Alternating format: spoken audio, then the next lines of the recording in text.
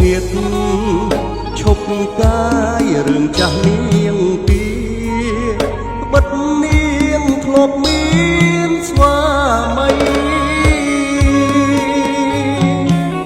ស្រឡាញ់មេម៉ាយខុសច្បាប់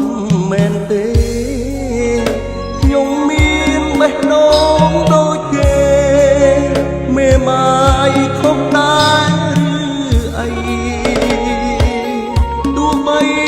រូបបីអូនមិនមែននៅព្រំចារី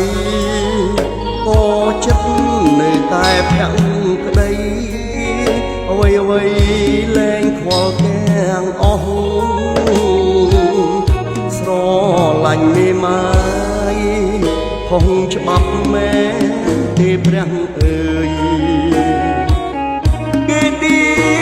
លក់លើយខ្ញុំទទួលយកទាំងអស់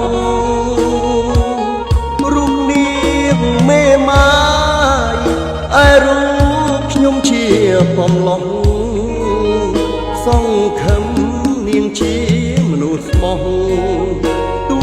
ខំក៏ខ្ញុំមិនស្ដាយពុកអើយម៉ែអើយឲ្យកូនសុំទុំដែលខ្លួនកូននៅកំឡោះស្ម័គ្រស្មោះនាងជាមេម៉ាយកូនចង់រៀបការមិនខ្វល់ថាអ្នកណាលែបខាយទោះនាងមានឈ្មោះមេម៉ាយក៏ខ្ញុំមិនស្ដាយក្រោយឡើយ